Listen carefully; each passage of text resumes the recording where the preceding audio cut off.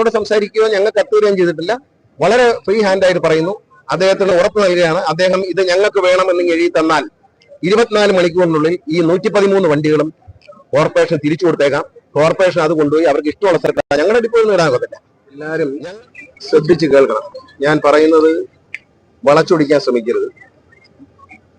ഉള്ള കാര്യം ഞാൻ കറക്റ്റായിട്ട് പറഞ്ഞുതരാം. KSRTC ഓടിച്ചുകൊണ്ടിരിക്കുന്ന സ്മാർട്ട് സിറ്റി പദ്ധതിയുമായിട്ട് ബസ്സുകളുടെ എണ്ണം 113. മറ്റ് 50 ബസ്സുകൾ KSRTCയുടെ ഉടമസ്ഥയിലുള്ള ബസ്സുകൾ. അങ്ങനെ ഇത്രയും വണ്ടികളാണ് തിരുവനന്തപുരത്ത് ഓടിക്കൊണ്ടിരിക്കുന്നത്. ഇതിൽ KSRTC ഞാൻ പരിശോധിച്ചപ്പോൾ ഈ തിരുവനന്തപുരം കോർപ്പറേഷന്റെ വാങ്ങിത്തന്നു എന്ന് പറയാൻ പറ്റില്ല, കേന്ദ്ര ഗവൺമെന്റ് പദ്ധതി എന്ന് പറയാൻ പറ്റില്ല. കാരണം സ്മാർട്ട് സിറ്റി പദ്ധതിയുടെ സെൻട്രൽ ഷെയർ 500 കോടി രൂപ, സ്റ്റേറ്റ് ഷെയർ 500 കോടി രൂപ. ട്രിവാൻഡ്രം കോർപ്പറേഷന്റെ വകയായി 135.7 കോടി രൂപയാണ് ചെലവഴിച്ചത്. അപ്പൊ ട്രിവാൻഡ്രം കോർപ്പറേഷന്റെ പണം എന്ന് പറയുന്നതും സ്റ്റേറ്റ് ഷെയർ എന്ന് പറയുന്നതും സംസ്ഥാന ഖജനാവിൽ നിന്ന് പോകുന്നു. കേന്ദ്രം നൽകിയിട്ടുള്ളത് 500 കോടി. അപ്പൊ ആ പദ്ധതിയുടെ 50% തുക, ഏതാണ്ട് 60% തുകയും സംസ്ഥാന സർക്കാരിൻ്റെതാണ്. കോർപ്പറേഷന്റെ എന്ന് പറയുമ്പോൾ സംസ്ഥാന സർക്കാരിൻ്റെതാണ്. കോർപ്പറേഷന്റെ തനത് ഫണ്ടാകാം, അല്ലെങ്കിൽ പ്ലാൻ ഫണ്ടാകാം, അത് സംസ്ഥാന ഖജനാവിൽ നിന്ന് വരുന്നതാണ്.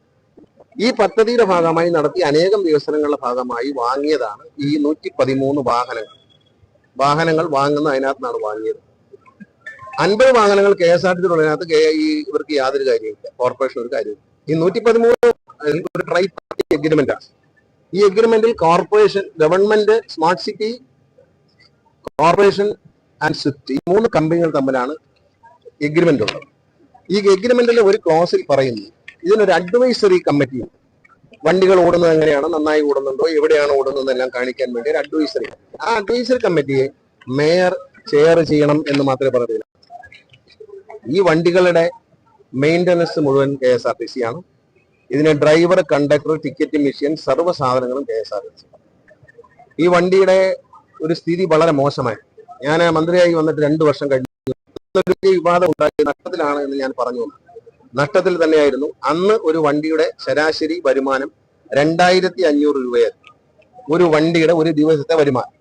ഇന്ന് അത് KSRTCയുടെ വളരെ സജീവമായ പ്രവർത്തനങ്ങൾ, ഞങ്ങളുടെ ഒരു പ്ലാനിങ്, ഞങ്ങളുടെ ഒരു ഷെഡ്യൂളിംഗ് എല്ലാം വെച്ചുകൊണ്ട് ഇന്ന് 8500 മുതൽ 9000 രൂപ വരെയാണ് ശരാശരി വരുമാനം.